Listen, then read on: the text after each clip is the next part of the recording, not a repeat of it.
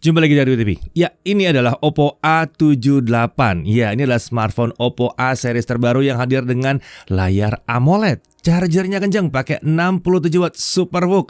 Menurut Oppo, ini pertama kalinya layar AMOLED dan resolusi Full HD Plus ada di A series. Ini juga memungkinkan mereka menghadirkan in-display fingerprint unlock di smartphone ini. Selain itu, dia juga punya ultra linear dual speaker dan punya IP54. Jadi ada IP ratingnya di sini. Oke, kita langsung aja mulai pembahasan smartphone yang baru ini. Oke, melihat namanya, Oppo A78 ini pastinya merupakan penerus dari Oppo A76 dan A77s. Nah, sekarang kita langsung aja lah ya, to the point. Lihat paket penjualannya seperti apa. Tentunya di dalamnya ada unit Oppo A78-nya. Kemudian, ada chargernya, tentu ada chargernya dong. Dan ini adalah charger 67 watt SuperVOOC. Iya, bukan kaleng-kaleng nih chargernya ya. Lalu ada kabel USB Type-C, ada case, dan ada screen protector. Tentunya ada SIM tray ejector dan paket dokumen di dalam paket penjualannya. Untuk body, Oppo menyebutkan bahwa smartphone ini mengusung ultra slim retro design, yang artinya smartphone ini punya body yang relatif tipis ya.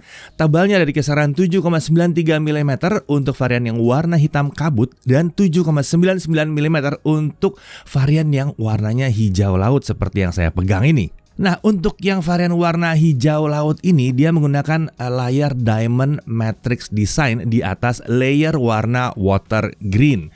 Hasilnya ya seperti ini ya penampilannya ya, stylish ya. Nah, sementara untuk bobotnya juga terbilang ringan ya, karena dia cuma 180 gram. Smartphone ini menggunakan frame flat dan bodi belakang yang juga flat.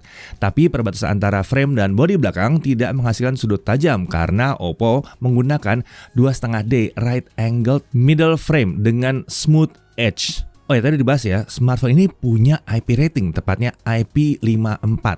Jadi dia punya ketahanan terhadap debu dan percikan air dari segala penjuru. Tapi ingat ya, percikan air. Jadi kalau hujan-hujan, kecipratan, nggak masalah.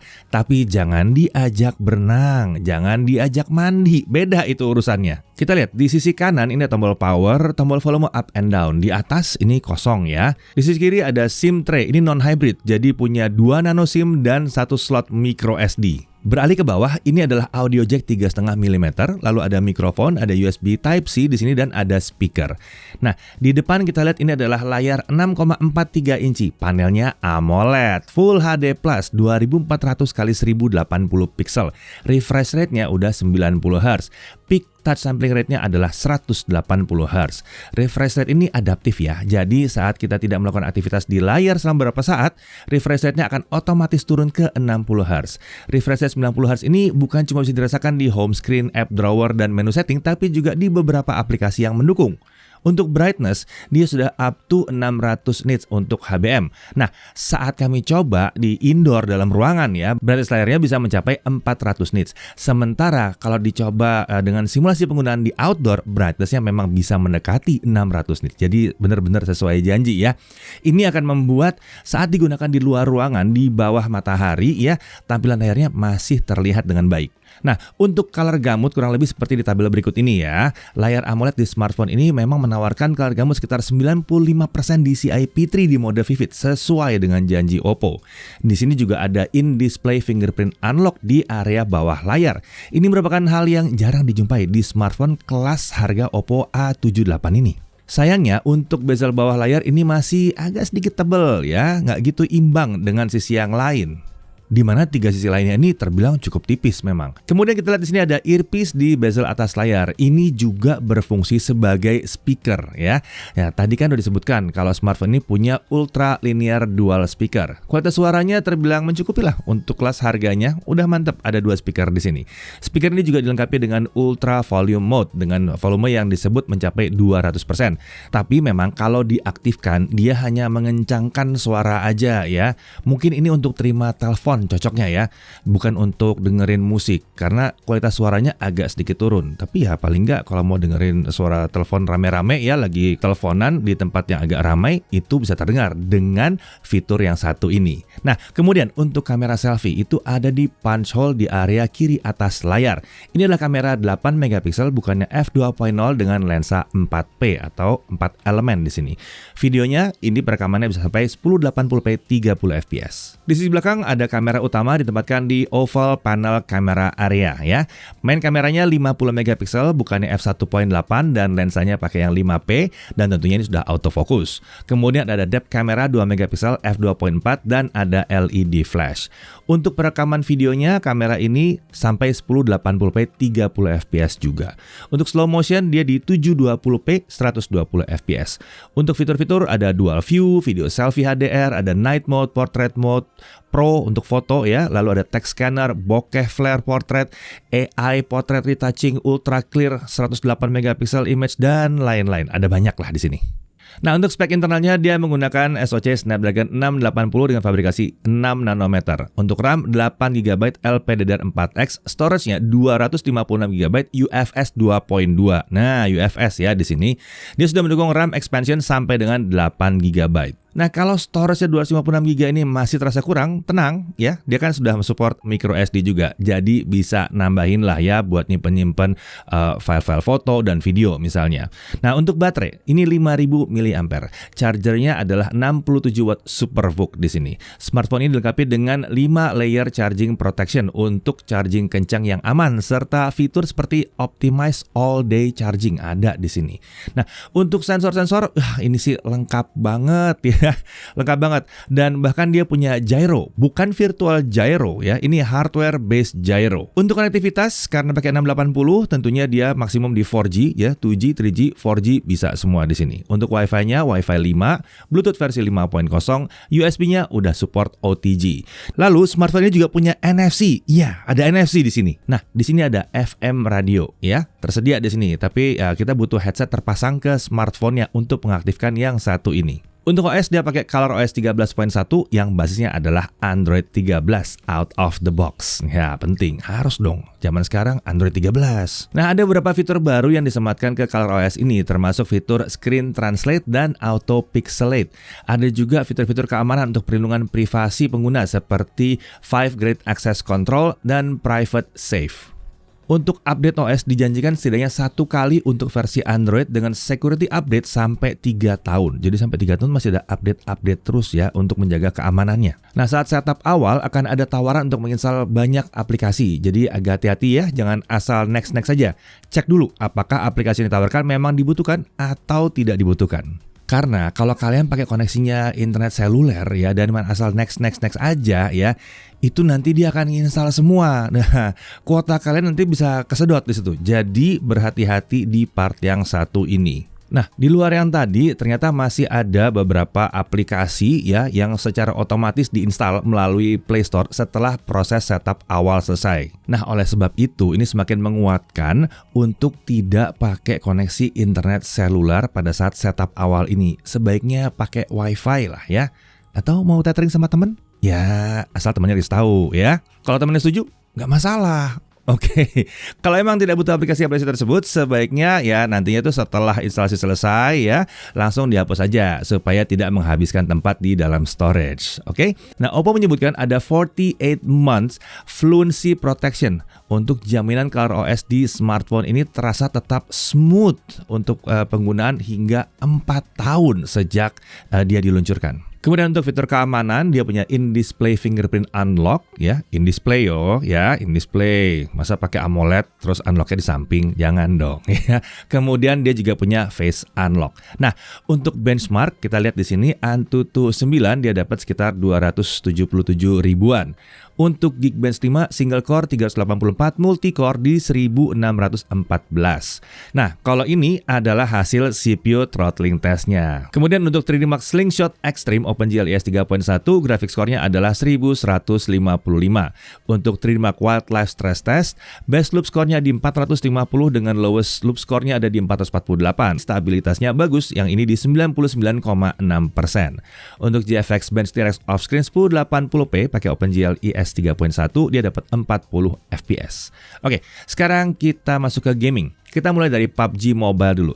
Settingan terbuka di sini adalah smooth high aja. Jadi tentunya frame rate-nya akan terbatas di 30 fps.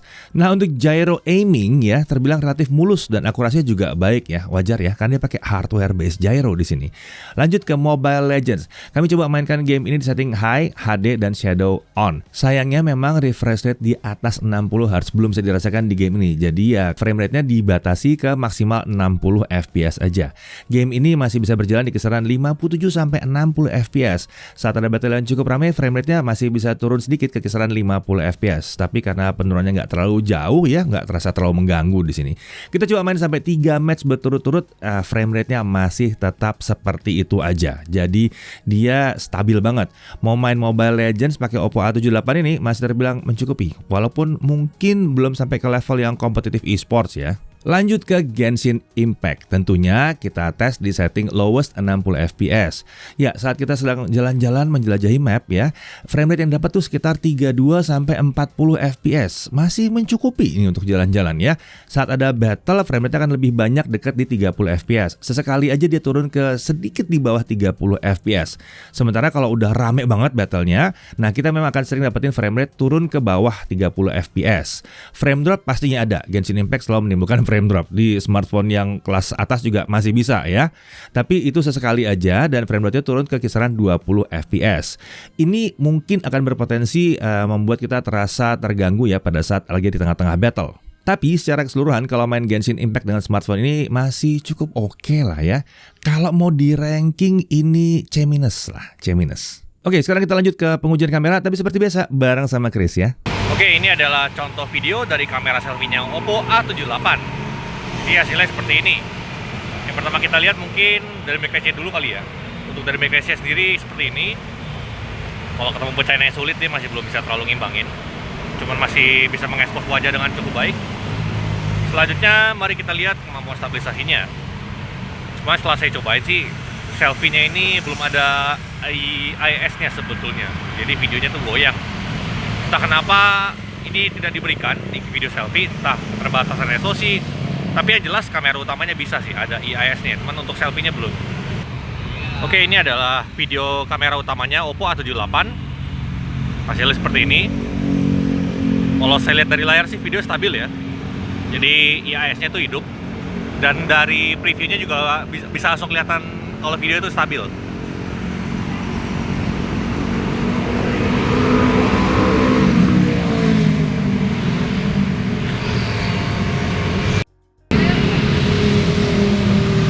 Ini adalah kameranya Oppo A78. Kamera utama kondisi low light. Hasilnya seperti ini.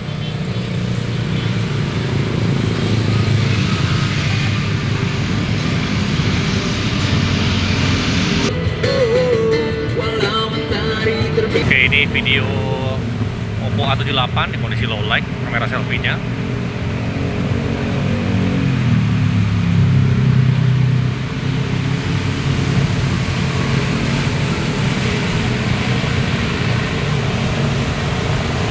Untuk hasil foto-fotonya bisa kalian lihat berikut ini. Kalau di kondisi terang sih hasilnya aman lah ya. Detailnya lumayan, HDR-nya juga masih oke. Cuman untuk kondisi low light baiknya jangan berharap terlalu banyak aja ya.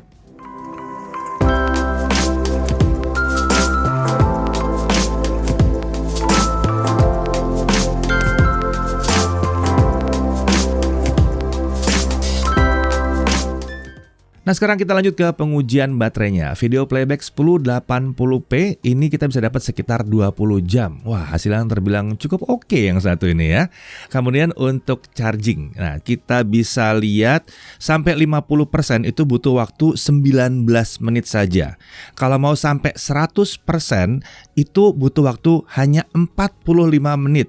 Ini harusnya sesuai dengan janji Oppo ya. Tapi memang kalau mau sampai 100% yang full, nah itu butuh sekitar 5 menitan lagi. Itu hal yang wajar, rata-rata HP emang kayak gitu. Nah kemudian untuk pengujian selanjutnya kita lihat Netflix-nya sudah bisa Widefine L1, jadi dia udah bisa streaming sampai Full HD di sini. Untuk YouTube dia bisa streaming sampai dengan 1080p 60 fps. Untuk haptic feedback ini relatif akurat ya, tapi memang getarannya nggak kencang-kencang amat, agak lemah di sini. Tapi masih terbilang oke lah untuk smartphone kelas ini. Lalu untuk Wi-Fi sharing di sini tersedia dan bisa diaktifkan melalui menu personal hotspot. Ini beda ya, Wi-Fi sharing dengan hotspot itu beda. Karena Wi-Fi sharing itu nge-share koneksi Wi-Fi-nya dia melalui Wi-Fi lagi ke device yang lain. Oke, untuk harga, Oppo A78 ini dipasarkan dengan harga kisaran 3.599.000 dan hanya tersedia dalam satu varian saja ya, sesuai dengan yang kami uji ini ya, yang RAM-nya 8GB plus 8GB dan storage-nya 256GB. Oke, hal yang perlu diperhatikan. Pertama, kita tidak melihat ada peningkatan dari sisi SoC dibandingkan generasi sebelumnya. Kemudian setup kameranya cuma ngandelin main kamera dengan satu kamera bonus aja di situ ya.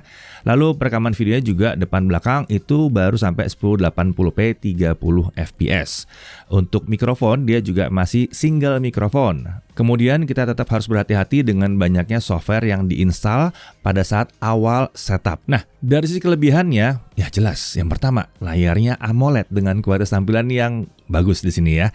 Khas AMOLED. Color gamutnya juga bisa mencapai 95% DCI-P3. Refresh rate layarnya juga udah di 90Hz, jadi nyaman makanya. Storage ini besar di 256GB. Dia punya in-display fingerprint unlock. Nah, ini agak jarang ya di harga segini ya. Lalu dia punya sertifikasi IP54 splash proof ya. Jangan dicelupin ke air, tapi paling nggak kena hujan nggak ada masalah yang satu ini. Kemudian dual speaker dengan kualitas yang udah mumpuni lah buat ke kelas harganya.